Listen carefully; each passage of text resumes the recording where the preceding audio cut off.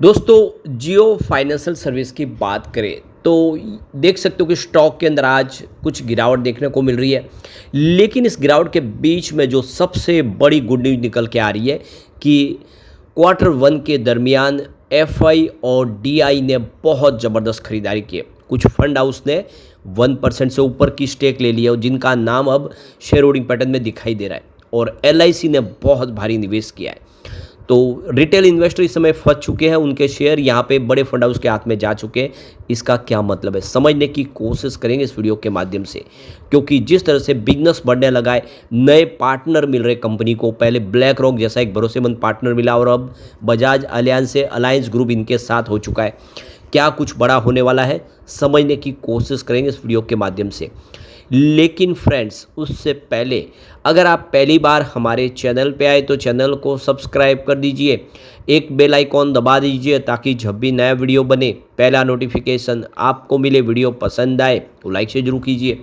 चलो friends, video start करते हैं। मैं हूँ आपका दोस्त SB दवे और हमारे अपने चैनल ऑनलाइन कमाई में आपका बहुत बहुत स्वागत है। तो सबसे पहले जियो फाइनेंशियल के कारोबार की बात करें तो स्टॉक इस समय 312 पर आपको ट्रेड करता हुआ दिखाई देगा, जहाँ पे 1.42% की गिरावट है। अब गौर करने वाली बात है कि स्टॉक की शुरुआत हल्की सी पॉजिटिव हुई थी, लेकिन किसी बड़े फंड हाउस ने यहाँ पे कुछ बिकवाली कर दी, या ये कह सकते हैं रिटेल इन्वेस्टर भी यहाँ पे पैनिक सेलिंग कर रहे हैं।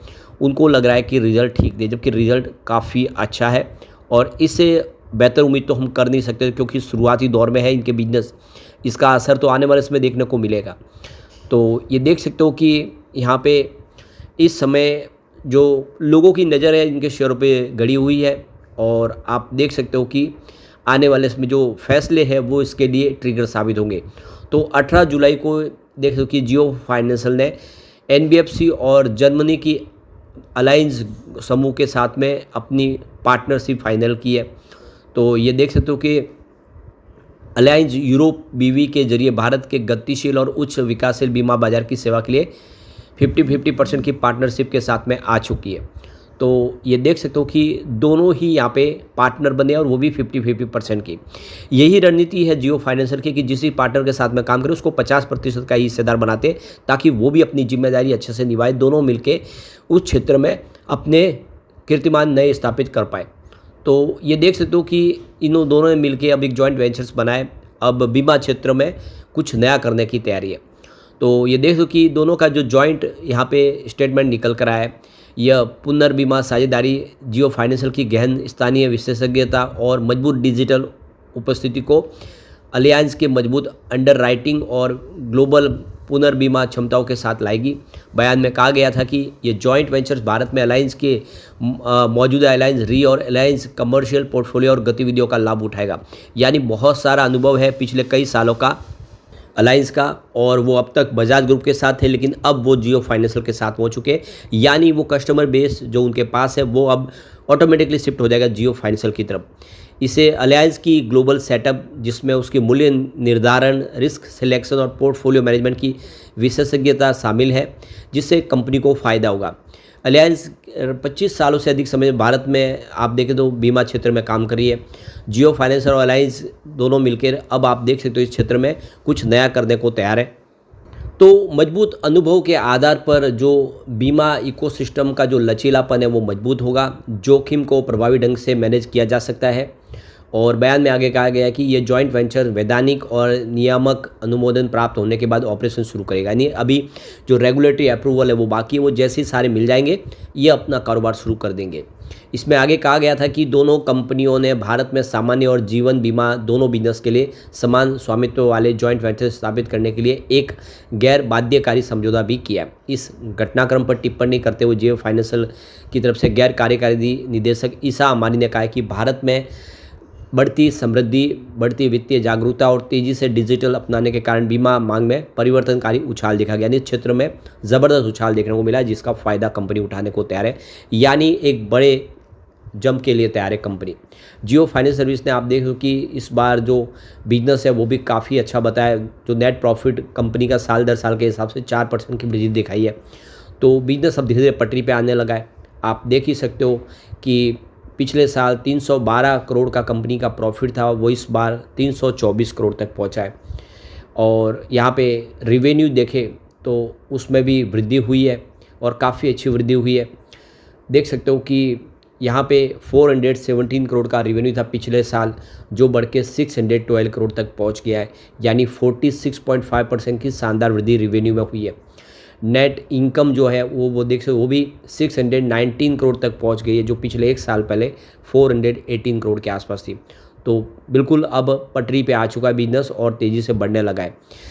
कंपनी का कुल खर्च है उसमें 228% की वृद्धि देखने को मिली, और इसके पीछे सबसे बड़ा वजह कि अब सारे बिजनेस शुरू होने लगे, रेगुलेटरी अप्रूवल मिलने लगे, तो ये खर्च तो एक बार बढ़ेगा ही। पिछले साल मात्र 79 करोड़ का ही खर्च था, जो इस बार बढ़ के 261 करोड़ तक पहुंच गया है। अब ब्याज से जो आय है वो दुगनी हो चुकी है, 363 करोड़ तक पहुंच गई, जो देखो पिछले एक साल पहले 162 करोड़ के आसपास, यानी कंपनी की ब्याज की आय भी अब बढ़ने लगी है। तो ये सारे सिग्नल शुभ है, जो इशारा करे कि आने वाले समय जियो फाइनेंशियल बेहतर कर सकता है। अब जो नया हमारे सामने शेयर होल्डिंग पैटर्न निकल कर आया है, उसमें आप देख सकते हो कि प्रमोटर की होल्डिंग अनचेंज है 47.12% पर, जिसमें कोई बदलाव नहीं हुआ। लेकिन डीमर्जर के बाद प्रमोटर ने अपनी होल्डिंग को बढ़ाया था। डीमर्जर के समय 45 थी, बाजार से उन्होंने अपनी होल्डिंग को बढ़ाया। यहाँ पे एफआई और एपीआई की बात करें तो उन्होंने अपनी होल्डिंग को शानदार तरीके से बढ़ा दिया है। इस समय बाजार में एफआई पैसा नहीं लगा रहे, लेकिन उन्होंने जियो फाइनेंशियल में पैसा लगा, और वो भी पिछले साल भर के बाद पहली बार वो लगातार अपनी होल्डिंग ट्रिम कर दी। इस बार उन्होंने अपनी होल्डिंग को बढ़ा दिया है। 11.66% की होल्डिंग थी मार्च क्वार्टर में, जो जून में बढ़ के 12.30% हो गई है। ये बहुत बड़ा एक पॉजिटिव ट्रिगर है। यहाँ पे संख्या में भी ज़बरदस्त वृद्धि हो गई है। एफआई की जो संख्या पहले थी वो 884 थी, जो बढ़ के अब 916 तक पहुंच गई है। तो लगातार नए एफआई भी यहाँ पे एंट्री कर रहे हैं। म्यूचुअल फंड की होल्डिंग जरूर यहाँ पे कुछ डिक्रीज हुई है, 6.5% की होल्डिंग थी, जो घट के 6.45% पर आ गई है जून क्वार्टर में। और उनकी संख्या लेकिन नहीं बदली है, 42 के आसपास ही है। सामने जो इंडिया के जो बड़े फंड हाउस है, उन्होंने अपनी होल्डिंग शानदार तरीके से बढ़ा दी है। 26.04% की होल्डिंग थी, देख सकते हो कि मार्च क्वार्टर में जो जून क्वार्टर में बढ़ के 27.16% हो गई। यानी इंडिया के जो बड़े फंड हाउस है और एफआई दोनों ने ही निवेश किया है। अब ये होल्डिंग घटी है तो वो है जनरल पब्लिक की। आप देखो कि यहाँ पे मार्च और जून में प्रमोटर की होल्डिंग अनचेंज है। एफआई की 11.7% की होल्डिंग थी, जून में 12.3% हुई। डीआई की 14.4% की होल्डिंग थी, जो जून में 14.9% हो गई है। जनरल पब्लिक की होल्डिंग घट चुकी है, 26.8% की होल्डिंग थी मार्च में, जो जून में 25.7% हो गई है। यानी जो जनरल पब्लिक के शेयर थे वो एफआई डीआई ने खरीद लिए। ये इशारा है कि स्टॉक आने वाले समय कमाल करेगा। अब जो कुछ बड़े फंड हाउस जिन्होंने काफ़ी बड़ा निवेश किया, तो वो है क्वांट म्यूचुअल फंड। उन्होंने 2.60% का ज़बरदस्त अपनी निवेश बढ़ाया हुआ है। इनकी होल्डिंग 1% से ऊपर हो गई, इसलिए इसका नाम शो हो रहा है, क्योंकि उन्होंने 2.5% से ऊपर की होल्डिंग ली हुई है। यानी क्वांट का पूरा भरोसा है स्टॉक पे। एसबीआई म्यूचुअल फंड ने भी निवेश बढ़ा दिया है, 1.07% का निवेश किया है, और वो भी यहाँ पे शेयर होल्डिंग पैटर्न में उनका नाम शो हो रहा है। अब फॉरेन पोर्टफोलियो इन्वेस्टर कैटेगरी 1 में 11.76% की होल्डिंग है, और कैटेगरी 2 में 0.47% की होल्डिंग है। इसके अलावा अगर आप देखें तो यहाँ पे 0.04% की होल्डिंग बैंकों की है, उनकी संख्या 32 है। अदर फाइनेंशियल इंस्टीट्यूशन की 3 है, उनकी होल्डिंग कोई खास बड़ी नहीं है। लेकिन इंश्योरेंस कंपनी का निवेश बहुत ज़बरदस्त है, 7.59% की होल्डिंग इंश्योरेंस कंपनीज की है, और उनकी संख्या 28 है। लेकिन उसमें भी जो सबसे बड़ा निवेश किया है वो LIC ने, यानी life insurance corporation of India, 6.68% का ज़बरदस्त निवेश किया हुआ है। यानी LIC ने इस स्टॉक पे पूरा भरोसा किया हुआ है। यह एक बहुत बड़ा शुभ संकेत है। फॉरेन डायरेक्ट इन्वेस्टमेंट की भी होल्डिंग यहाँ पे 0.07% है। तो ये सारी बातें साबित करिए कि आने वाले समय में जियो फाइनेंशियल कमाल कर सकता है। लेकिन फ्रेंड्स, कोई भी इन्वेस्टमेंट करने से पहले अपने फाइनेंशियल एडवाइजर से एडवाइस ले लें, या अपना खुद का रिसर्च करें, क्योंकि मैंने वीडियो आपके एजुकेशनल पर्पज़ के लिए ही बनाया। वीडियो पसंद आए तो लाइक से जरूर कीजिए और चैनल को सब्सक्राइब कर दीजिए। Thank you.